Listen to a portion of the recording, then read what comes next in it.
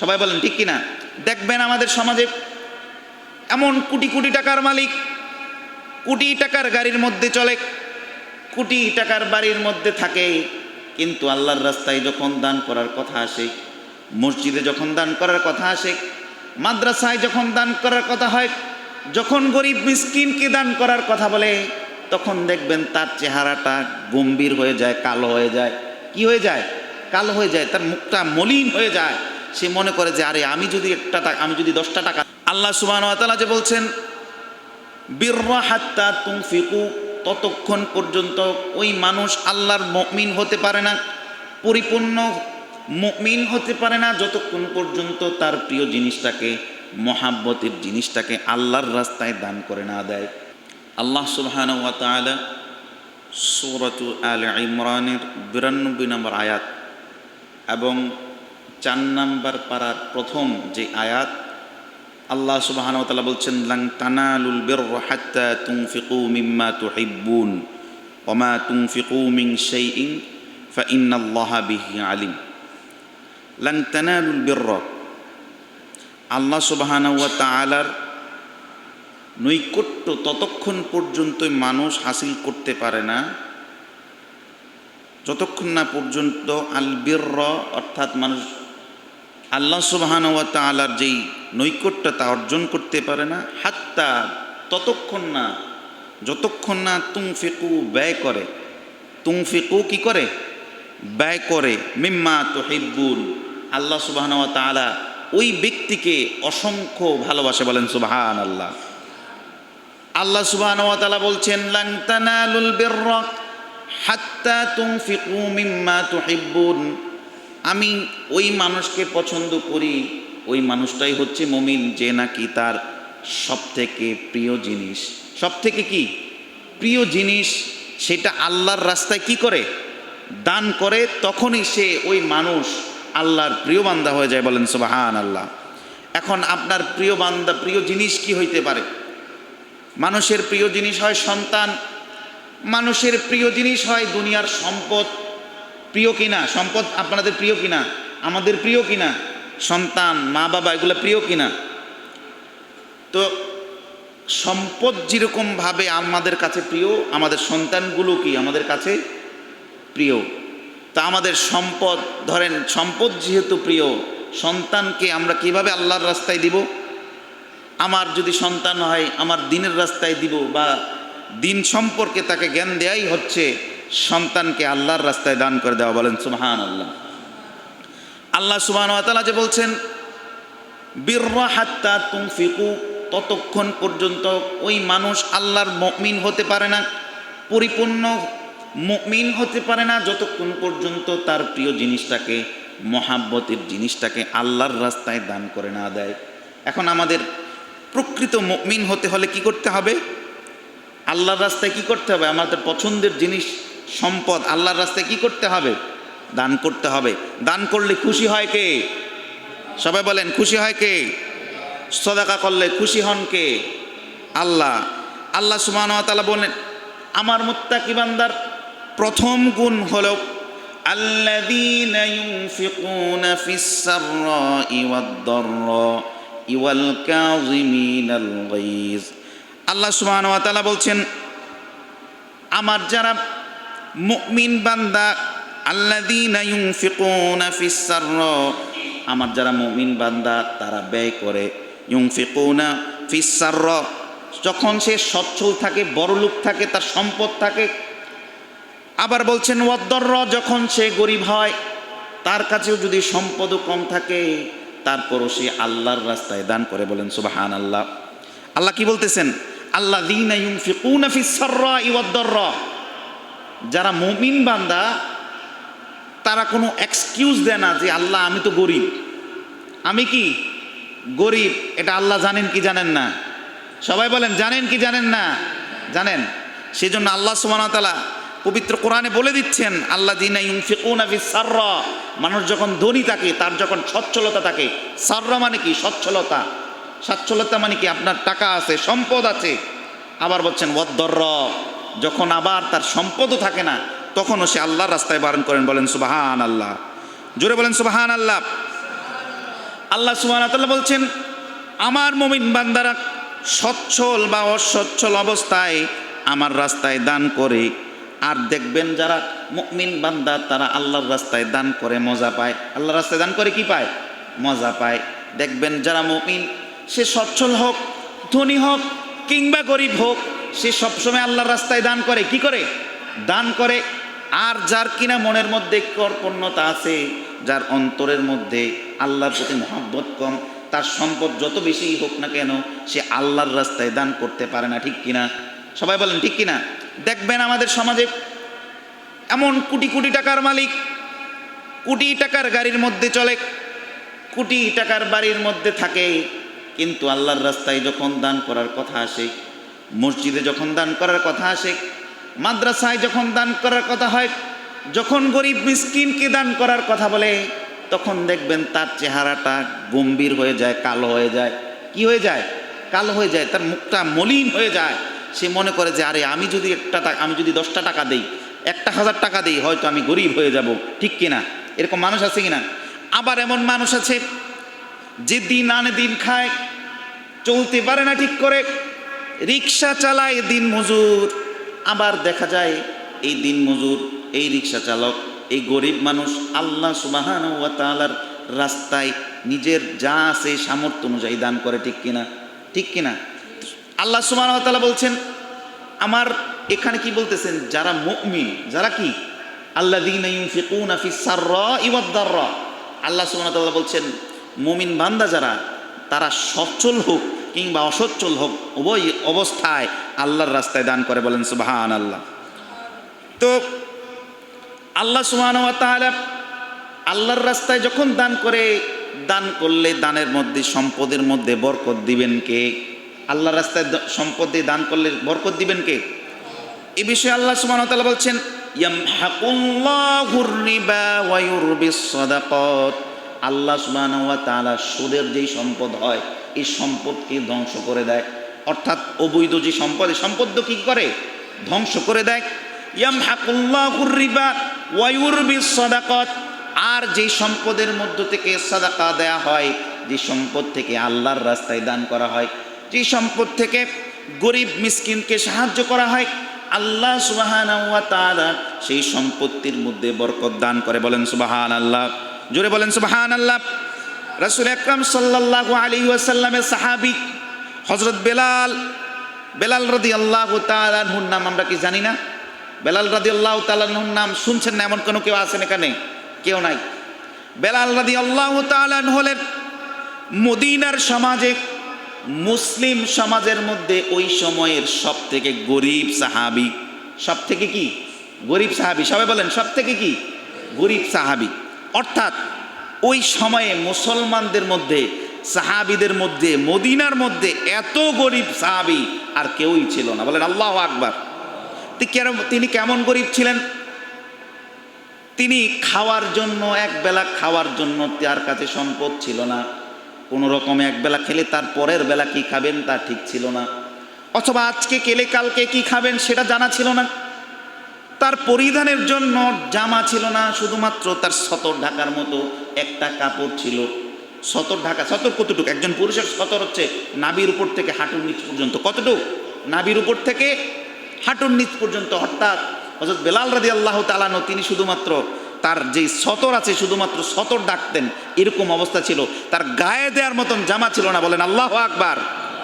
এত গরিব তিনি ছিলেন। কিন্তু রাসূল আকরাম সাল্লাল্লাহু আলাইহি ওয়াসাল্লাম তিনি বলেন, ইয়া বেলাল আনফিক লা তাখশি মিন যিল আরশি ইকলালা। বলেন আল্লাহু আকবার। রাসূল আকরাম সাল্লাল্লাহু আলাইহি ওয়াসাল্লাম বলতেছেন, ইয়া বেলাল, আল্লাহর রাস্তায় দান করো, বরকত দিবেন কে? আরো জোরে বলেন কে? আল্লাহ রাসূল সাল্লাল্লাহু আলাইহি ওয়াসাল্লাম বেলালের মতন গরিব সাহাবীকে বলছেন, ইয়া বেলাল লা তাখশা মিন যিল আরশি ইকলালা। তুমি আল্লাহর রাস্তায় দান করো, আল্লাহর রাস্তায় তুমি দাও, আর তোমার এই যা আছে তার মধ্যে বরকত দিবেন আল্লাহ। কে বলেন? সবাই জোরে বলেন, কে বরকত দিবেন? এখন বলেন আমাদের সমাজে এই যে বললাম বেলাল রাদিয়াল্লাহু তাআলা আনহুর কথা, এরকম গরিব 2-4 জন আপনাদের চোখে পড়ে কিনা? আপনি দেখছেন এরকম 2-4 জন গরিব? দেখছেন? এই জায়গায় রাসূল সাল্লাল্লাহু আলাইহি ওয়াসাল্লাম বেলাল রাদিয়াল্লাহু তাআলা আনহুর মতন গরিব সাহাবী কেউ বলতেছেন, ইয়া বেলাল, তুমি তোমার যা সম্পদ আছে, যা কিছুই আছে, তার থেকেই আল্লাহর রাস্তায় দান করো, বরকত দিবেন আল্লাহ। সেজন্য আমাদের কাছে যা আছে, নিজের জন্য হলেও, মানে নিজের লাভের জন্য আপনাকে আল্লাহর রাস্তায় দান করতে হবে। কি করতে হবে? দান করতে হবে। এটা কি আমার কথা না আল্লাহর কথা? এটা কার কথা? কোনো হুজুরের কথা না আল্লাহর কথা? সাহাবীর কথা না আল্লাহর কথা? কোনো পীর সাহেবের কথা না আল্লাহর কথা? আল্লাহ বলছেন নিয়াম হাকুল্লাহুর রিবা ওয়া ইউরবিস সাদাকাত, বলেন আল্লাহু আকবার। আবার বলছেন প্রকৃত মুমিন হতে হলে, আর আপনি যদি একজন আল্লাহর খাঁটি মুমিন হতে হয়, তাহলে আল্লাহর রাস্তায় কি করতে হবে? কি করতে হবে? সবাই বলেন কি করতে হবে? দান করতে হবে। আল্লাহ সুবহানাহু ওয়া তাআলা বলছেন আল্লাযীনা ইউনফিকুনা ফিস সাররা ওয়াদ দাররা। এই কথাটা কি করে রাখতে হবে? মনে রাখতে হবে। কি করতে হবে?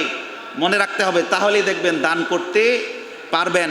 আর বিশেষ করে এই ঘটনাটা, এই হাদিসটা মনে রাখবেন যে আল্লাহ রাসূল সাল্লাল্লাহু আলাইহি ওয়াসাল্লাম বেলালের মতন একজন গরিব সাহাবীকেও বলছেন আল্লাহর রাস্তায় দান করতে, বলেন সুবহানাল্লাহ।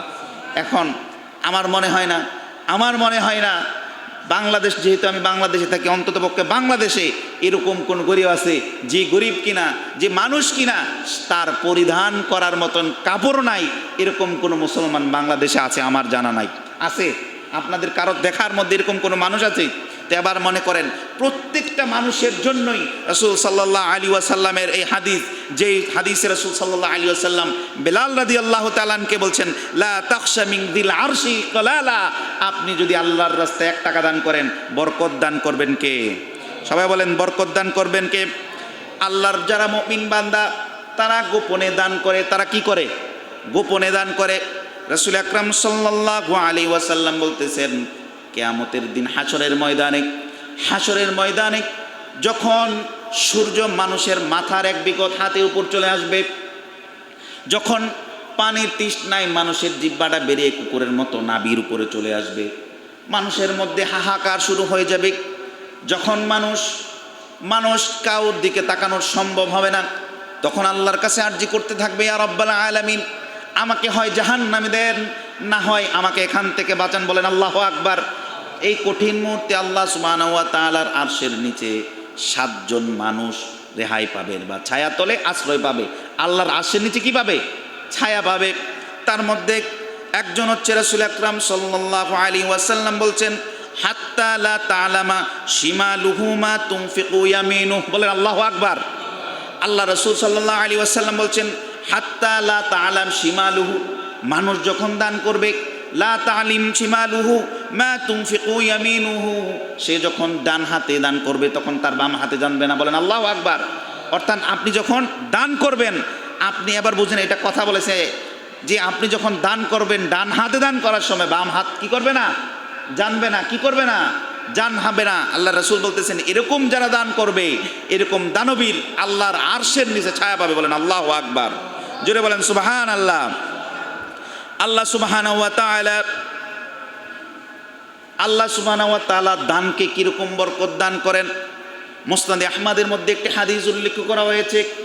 রাসূল আকরাম সাল্লাল্লাহু আলাইহি ওয়াসাল্লাম বলতেছেন দান এমন এক জিনিস, যেরকমভাবে মানুষ ছোট্ট ঘোড়া অথবা কোনো গরুর বাছুর আছে কিনা, গরুর বাছুরকে যেমনভাবে লালন পালন করে বড় করি না আমরা, লালন পালন করে কি করে? বড় করে। ধরেন একটা গরুর বাছুর আপনি 20,000 টাকা দিয়ে কিনছেন, এখন যখন আপনি লালন পালন করে বড় করলেন, এই যে সামনে কোরবানি আসতেছে, আপনি কি গরুটার 20,000 বেচবেন না 1 লাখ বিক্রি করবেন? বড় হইলে কত বিক্রি করবেন সাইজ অনুযায়ী? এটা তখন আপনার লাভ হয় না? লাভ হয় কি না? তো এটা কি হয়, আগের থেকে ছোট থেকে বড় হলে এটা সেটা কি বেশি দামে বিক্রি করা যায়। রাসূল আকরাম সাল্লাল্লাহু আলাইহি ওয়াসাল্লাম বলতেছেন মানুষ যে দান করে, আল্লাহ সুবহানাহু ওয়া তাআলা এই দানকে, আর এই ছোট্ট থেকে ছোট্ট সরিষা দানা পরিমাণ আপনি যে দান করলেন, এই দানকে আল্লাহ সুবহানাহু ওয়া তাআলা বৃদ্ধি করতে করতে এমন বৃদ্ধি করে, রাসূল সাল্লাল্লাহু আলাইহি ওয়াসাল্লাম বলেছেন উহুদ পাহাড়ের সমান বড় করে দেয়, বলেন আল্লাহু আকবার। জোরে বলেন সুবহানাল্লাহ। আল্লাহ সুবহানাহু ওয়া তাআলা এই ব্যাপারে সূরাতুল বাকারার 265 নম্বর আয়াতে আল্লাহ সুবহানাহু ওয়া তাআলা বলছেন মাসালুল লাযীনা ইউনফিকুনা আমওয়ালাহুম ফি সাবিলিল্লাহি কামাতালি হাব্বা, বলেন আল্লাহু আকবার। আল্লাহ সুবহানাহু ওয়া তাআলা বলছেন যারা নিজেদের সম্পদ আল্লাহর রাস্তায় দান করে, আল্লাহর রাস্তায় কি করে?